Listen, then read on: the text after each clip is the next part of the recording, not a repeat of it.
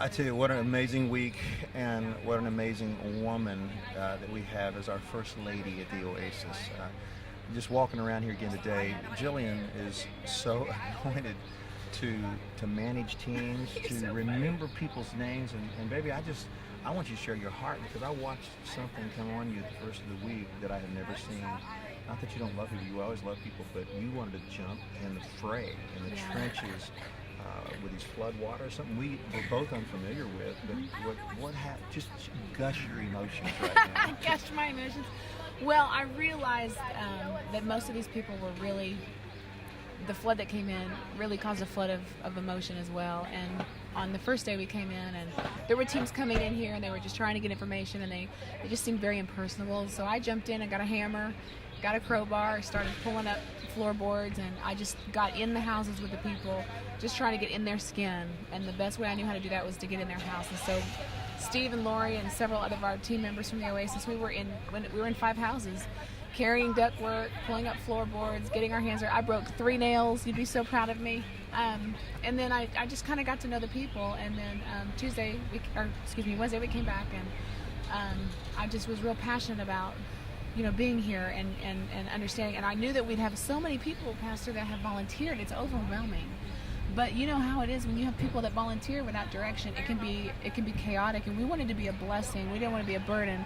So Steve and Pastor Jennifer, and we really tried to pull our heads together to come up with a strategy where we could be a blessing and not a burden. And on Wednesday, as our group kept growing, as we'd go into houses, the owners were overwhelmed, because there'd be like 15 people walk in and say, "Do you need help?" And again, being in their skin on Tuesday, it's overwhelming to be able to sit there and think, well, what am I going to tell all of these people to do? I don't even know what I'm doing myself. So we kind of evolved into a strategy that we would set team leaders up. We started sending team leaders into the houses by themselves and saying, we have a team of 8 to 10 people out here. How can we help you? That seemed to be a lot more appropriate. And by Wednesday, Thursday, we've built a reputation in this community that, we're the Oasis Dream Team Angels, the Oasis Angels. And every time we come up the street in our black shirts, the Oasis Angels are here, the Oasis Angels are here. And it's really funny. I think it came from, we're not trying to do anything other than love these people, get in their skin. I found myself Wednesday, honestly, spending some time with some of the homeowners and their wives and their children, and just patting them on the back and saying, it's going to be better than it was. I promise. God is a God of restoration. It's going to be better than it was. Several people want to come to the Oasis Church, but that wasn't even, it was never our motive. I haven't handed out cards unless people have asked me for them, because I didn't want it to be a hidden agenda with a motive of getting them to our church. Right. We believe at the Oasis that it's not just about getting them to the building. It's about taking the building, what's inside the building, the spirit, the DNA, the culture, the love that is in our house. It's about taking it to them. And so that's what we did. We took that love to them. And we didn't even hardly push the Oasis on people. We didn't cram it down their throat. But they're coming to us hungry, and they're wanting to know where we are. Everybody in this community is asking where the Oasis is. Whether they come to the church or not, that's between them and the Lord, and God's hands in that. But we have taken the church to them, and we have represented. I was just in a lady's house, and she's Jewish, and she's just got tears streaming down her face, and she's like, I'm telling you, you guys have been amazing. And so we represent Christ, and Christ would be here. He would be amongst the people. He would be in the communities. He'd be in these houses. He'd be ripping up floorboards. He would be going underneath houses, getting all muddy and nasty and dirty, despite the smell, inhaling drywall dust. That's what he would be doing with these people, and that's what we're trying to do. We're just trying to love God, love people, and truly serve our world. And right now, that is right here in Cottonwood. Yeah. And that's why she is my Wonder Woman. She really, truly is. Now, if you're watching online, or if you're watching in a service, we want you to know this is an effort that will not be over in a week. It's going to be months and months and months. Right. Now, the favor of God has smiled on the Oasis just because of the network of relationships we have with churches across America, and pastors and ministries begin to respond. They begin to text and call me early in the week, Joe, and it was astounding. Joyce Meyer Ministry immediately responded, sending $10,000 and then connecting us with one of the premier flood relief agencies in the nation that is Christ-centered, Jeff Perry and Service International. In fact, they've been in Kosovo for the last 5 years on rebuilding Kosovo. Mm-hmm. They were almost 3 years in Louisiana, in New Orleans, with the Katrina relief effort.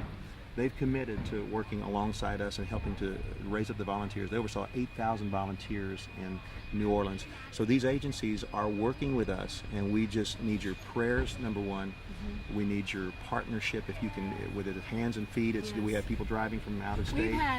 We've had interns come in this week. They're from Austin, Texas, from two great churches, Pastor Joe Champion at Celebration, and then Pastor Rob and Laura, friends of ours from Shoreline. In Austin, we've gotten calls from other people. Gateway, Pastor Rob Morris from Dallas, Texas. People are calling saying, what can we do? How can we help? And it's been amazing. I'm sharing these stories up and down these streets, telling people that people are coming in. Sydney, our daughter, went on a team with a couple from California. It's like, it's amazing that people, even through the social networks, that they just want to be here. They just want to be a part of what's happening here. And it's amazing to me, Pastor, to see the body of Christ truly coming together. There's people that can't be here physically. Their prayers are being sent here. Their finances are being sent here. Their teams are being sent here. And you know what? I've been really praying and asking the Lord to give us the wisdom and the strategy to know what to do and how to steward the resources. You know, you did a series about rebuilding the walls and Nehemiah. And I'm overwhelmed because of what he must have felt in rebuilding that city. We're just trying to rebuild 120 houses in one community. And I'm overwhelmed. I feel like a Nehemiah spirit has come on me. Yes. And I'm just trying to delegate and trying to really, I want to be a good steward of the resources of people and finance, the arms and the legs that God's bringing to us. I just want to be a good steward of that. So you can pray for me.